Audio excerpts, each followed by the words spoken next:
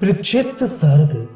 श्री राम का कुत्ते की इच्छा से ब्राह्मण को मठाधीश बना देना।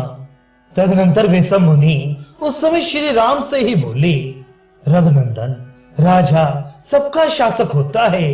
विशेषतः आप तो तीनों लोकों पर शासन करने वाले साक्षात सनातन देवता भगवान विष्णु हैं।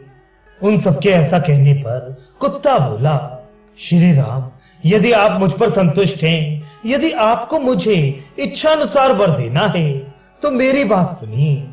वीर नरेश्वर, आपने प्रतिज्ञा पूर्वक पूछा है कि मैं आपका कौन सा कार्य सिद्ध करूं। इस प्रकार आप मेरी इच्छा पूर्ण करने को प्रतिज्ञाबद्ध हो चुके हैं। अतः मैं कहता हूं कि इस ब्राह्मण को कुलपति महंत बना दीजिए। महाराज, इसे कालंजर में एक मठ का आधिपत्य प्रदान कर दीजिए। ये सुनकर श्री राम ने उस ब्राह्मण का कुलपति के पद पर अभिषेक कर दिया। इस प्रकार पूजित हुआ वह ब्राह्मण हाथी की पीठ पर बैठकर बड़े हर्ष के साथ वहां से चला गया।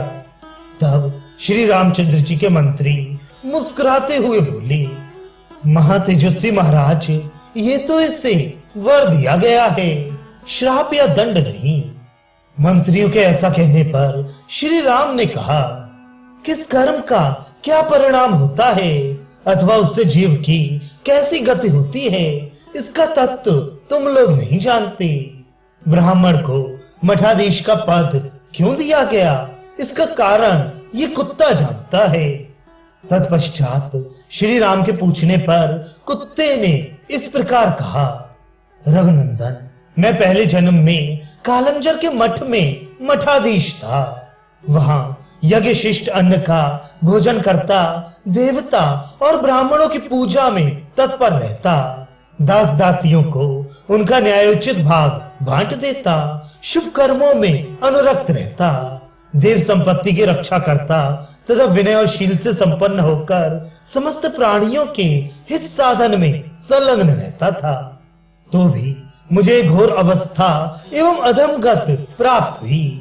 फिर जो ऐसा क्रोधी है, धर्म को छोड़ चुका है, दूसरों के अहित में लगा हुआ है तथा क्रोध करने वाला क्रूर, कठोर, मूर्ख और अधर्मी है, वह ब्राह्मण तो मठाधीश होकर अपने साथ ही ऊपर और नीचे की 7-7 पीढ़ियों को भी नरक में गिराकर ही रहेगा।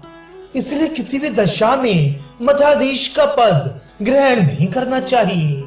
जिसे पुत्र, पशु और बंधु बांधवों सहित नरक में गिरा देखने की इच्छा हो, उसे देवताओं, गौओं और ब्राह्मणों का अधिष्ठाता बना दे। जो ब्राह्मण का, देवता का, स्त्रियों का और बालकों का धन हर लेता है तथा जो अपनी दान की हुई संपत्ति को फिर वापस ले लेता है, वे ईश जनों सहित नष्ट हो जाता है। रघुनंदन, जो ब्राह्मणों और देवताओं का द्रव्य हड़प लेता है, वे शीघ्र ही अवीची नामक घोर नरक में गिर जाता है। जो देवता और ब्राह्मणों की संपत्ति को हर लेने का विचार भी मन में लाता है, वह नराधम निश्चय ही एक नरक से दूसरे नरक में गिरता रहता है। कुत्ते का यह वचन सुनकर श्री रामचंद्र जी के नेत्र आश्चर्य से खिल उठे और वह महातेजस्वी कुत्ता भी जिधर से आया था उधर ही चला गया। वह पूर्व जन्म में बड़ा मनस्वी था, परंतु इस जन्म में वह कुत्ते की योनि में उत्पन्न होने के कारण दूषित हो गया था। उस महाभाग कुत्ते ने काशी में जाकर अन्न जल छोड़कर अपने प्राण त्याग दिए।